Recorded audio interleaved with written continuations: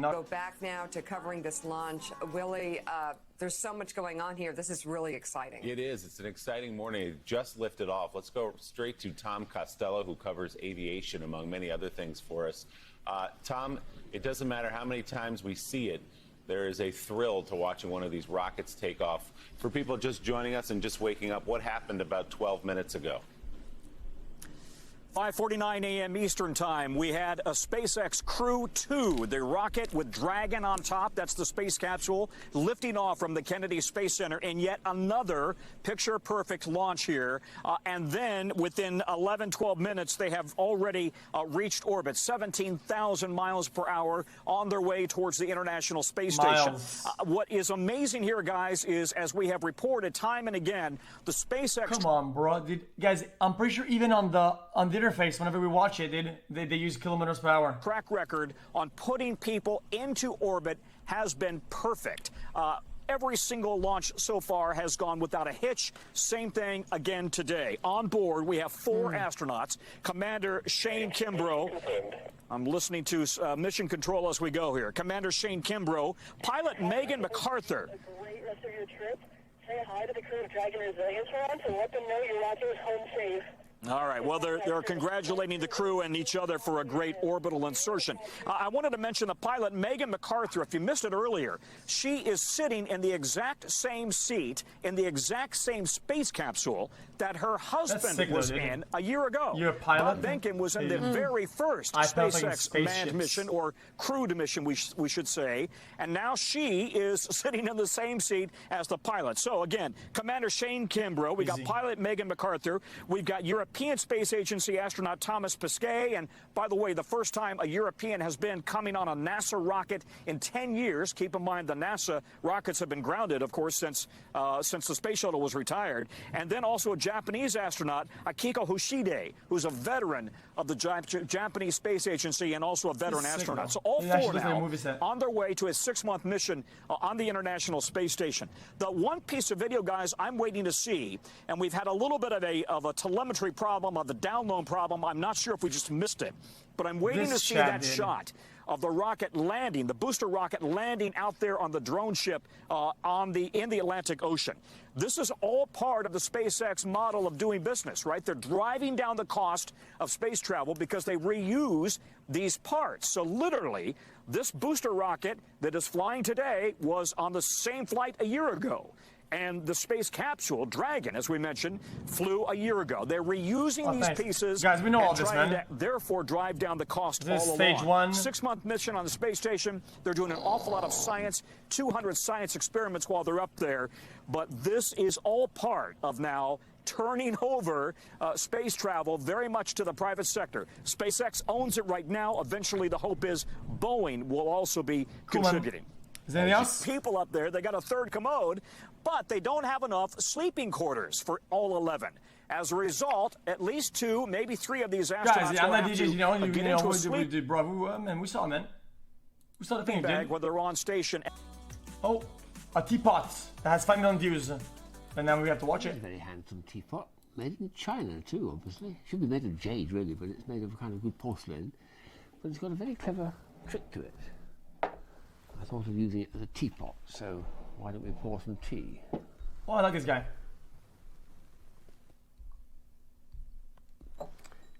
If perchance you wanted some milk, we can arrange that as well if you like.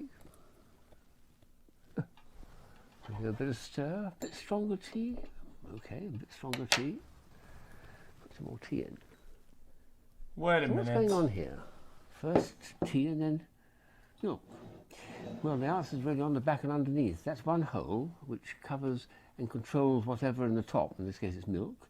And underneath here, hidden where my finger can get and touch it, is another hole controlling the tea, which is in the bottom layer of the jug. So there's tea at the bottom, there's milk at the top, and depending on which hole I'm covering, it'll give you tea and milk, or tea followed by milk. Very clever. You could have tea or coffee. Very clever, dude. Maybe you have the milk. But very, very clever idea from China. That's where clever things come from. Wait, but wouldn't one warm the other one? a bunch of sticks from Japan, an extraordinary toy. I don't think it's ever been exported, this either. What is it? Well, there's string joined them together and it looks like a nice little placemat, perhaps, or something to put hot dishes on. Put your soup on. To protect the table.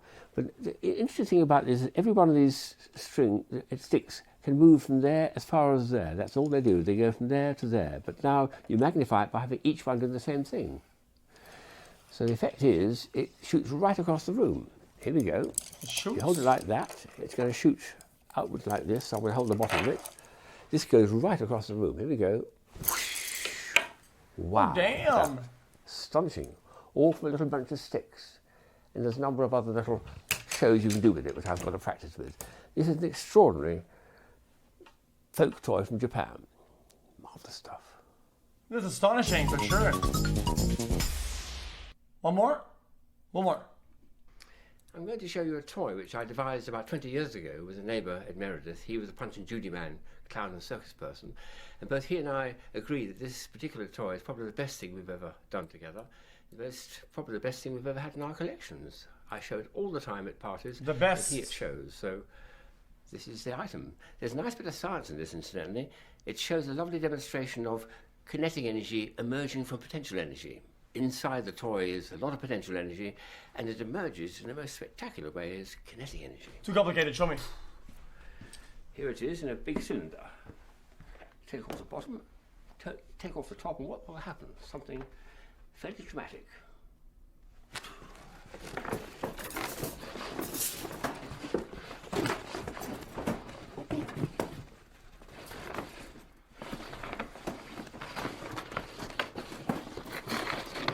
Phew! Wait. What a mess. What fun. And then I did it all over again with a different type of covering to the pieces. But for this one, This is actually real magic. Show what happens if the springs He are didn't not... say sheesh. That's not what he said. Phew! He said shoo, not sheesh, man. You fucking zoomer. Show what happens if the springs are not fighting gravity. Put it on my shoulder like a bazooka, and this will come out really fast. Just like a bazooka.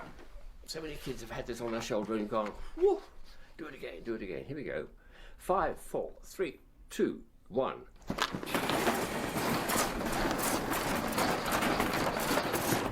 Holy shit, there's a lot in there, dude.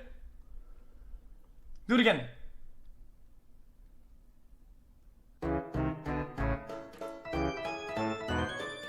That was pretty good. Okay.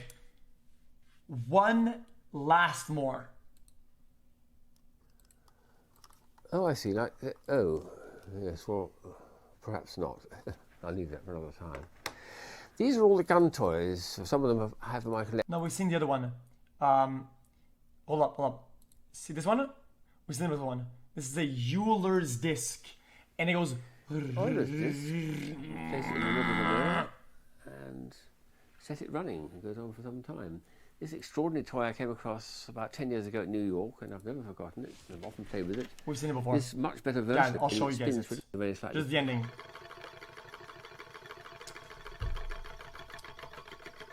All advanced. No, we'll watch the whole thing.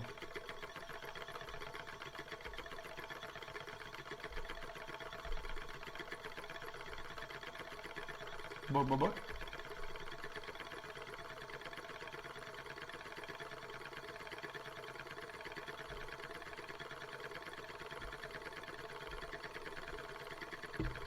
What is that? What?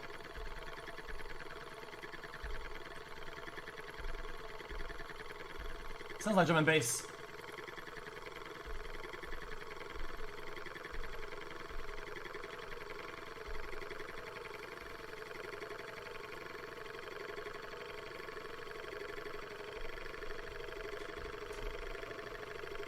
Oh, why does it do that? Because it's very, very round, has a certain amount of weight and distribution of mass, and it makes it so, I don't know, dude, fuck it. I took out of school, man.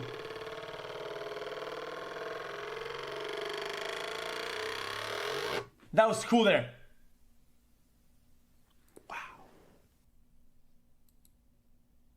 That was really cool at the end there. Okay, then one more. Collection, which is all party stuff, really. For instance, this is a charming little idea which throws a party streamer out, but it looks like a gun. When you pull the trigger, this flips out. The anchor at the top end holds this streamer, and then when you do it, it goes, woo! Wow, that's pretty cool. That's pretty, isn't it? This one is a very nice little toy. Again, it looks like a gun. It's got a spinning top on it. And when we pull the trigger and wind it up a few turns, not many, it doesn't need, about that much there. Now if we pull it on the table, it'll drop the top lame. and go... It's super cool, man. And the top will spin beautifully. What a lovely idea. And with spikes on it. Very, very clever stuff. This is a wacky Japanese one. It's a kind of lazy tongs action, and it's got a little battery inside it which makes a funny noise. When you pull the trigger, oh, it's making a funny sound too. I can't know what it is. So, oh, it bopped me on the nose. Don't know what the Japanese means though.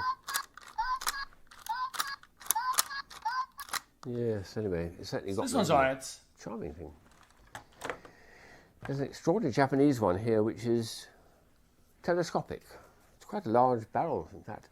But when I aim it forwards, well, yes, pull the trigger and wow. Gee, that scared me. That's a beautiful long rifle. Look at that. Wait, that actually kind of sounds dangerous, dude. It looked like it had a lot of The power. fly swat was first invented, I think, by George Costanza, who I see at New York every year, about 40 years ago. It's got a fly swat on it, and when you pull the trigger, there's a strong spring inside, and if we had a fly here on the back, I'd pull the trigger and it'd go whap. Beautiful. And then to reload it, you merely push the thing in, and it's reloaded. And pull the trigger and whap. Sorry. They did a nice development of it many years later, which is this one here. It's exactly the same mechanism underneath, but it's got a little ball on it, which is rather sweet. A little soft sponge ball pops out. Very sweet. And very easy and easy to manipulate. Pop. These are fine. Another go to fly. These are fine. You can have whatever. This one here, which actually works very well. You pull the trigger. You've got a target there. It's upside down actually, but the idea is to get the fly in the very middle of the target. And when that happens, you hold it very still, and when you pull the trigger, it goes whap. Hopefully, a squash flies right in the middle of the bullseye. Yes. All right, guys. One last juicer. I came back. Chase in Los Angeles looked like pure showbiz. Even LA police say they've never seen anything like it. Two suspects put the top down on a convertible, sped through the rain, and showed off for bystanders. Carter Evans shows us the joyride that ended with a curtain like oil, but spelled like oil. I put 3K. I'm at 22. call and cheers from the audience. You know, top down on the convertible, that's kind of nuts, but that's almost a funny kind of nuts. But what this guy is doing is really taking low. Okay, yeah, we've said this before. Car chases have become a familiar sight. They seem to happen all the time. But for these two men, running from the police turned into a bizarre scene right out of a Hollywood movie. Whoa! You know, I don't know if this guy is showboating or what he's trying to do right there. Very dangerous situation. The robbery suspects took police on a tour of some of the city's busiest and most iconic roadways. Their 15 minutes of fame might come to a sudden stop here. Their blue Mustang doing donuts on Hollywood Boulevard. Speeding through intersections in Laurel Canyon. TMZ, and the robbery? The tour truck. Oh, the tour bus is actually trying. He's trying to get out of the way. And snaking in and out of traffic on the 101 freeway. High speeds, wet roads, car with the top down. These guys obviously just having a good time out here. In restaurants and bars, people couldn't turn away. Well, got some spike strips. Even after hitting spike strips and getting a flat tire, they kept going. Eventually, these things do come to an end, and this time it was in South LA. These two guys, their moment to shine. But not before the suspects nonchalantly posed for a few selfies and some high fives. Fortunately for police, the two surrendered without resisting and with no reported injuries. For CBS This Morning, Carter Evans, Los Angeles. Was it worth Okay, very nice. I think they were already going to jail because of the robbery, so they went I'm trying not to celebrate. xQc when Japan play it. In a market valued at $200 billion a year. There's scarcely a street across the country that doesn't have it, and you'll often hear it before you see it. Loud, confusing, and a national obsession. This It's kind of like book, isn't it? I'm not already watching the song, so it's something like this.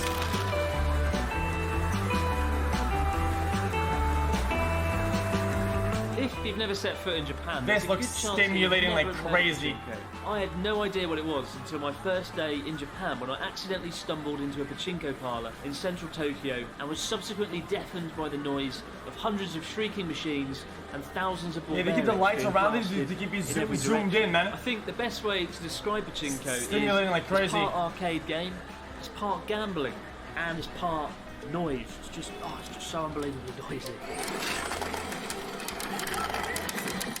But why is pachinko popular? And how do you play it? I don't really have the answers to these questions. I'm awful at it. So today I've enlisted the help of a good friend who is a retired veteran of pachinko, and he's going to share with us the secrets to success. Isn't that right, Natsuki? Hello everyone. Let's pachinko. Let's go. I don't know about RPG chat yet, I don't know. Pachinko has its roots in Chicago in the early 20th century, when gaming manufacturers started selling the Corinth game, a children's version of Bagatelle pinball. In the 1920s, the game made it to Asia, becoming a hit in Japan, where it became a staple of Japanese sweet shops as a means of getting... I'm too ADHD for this shit. Guys, listen. I admit it. I'm too ADHD for this shit. No can do, man. Whew. Children to stick around and stuff. You know what they say, right? No, what do they say? You would not believe your eyes if 10 million fireflies lit up the world as I fell asleep. Hey, you're actually a good singer. Thank you, man.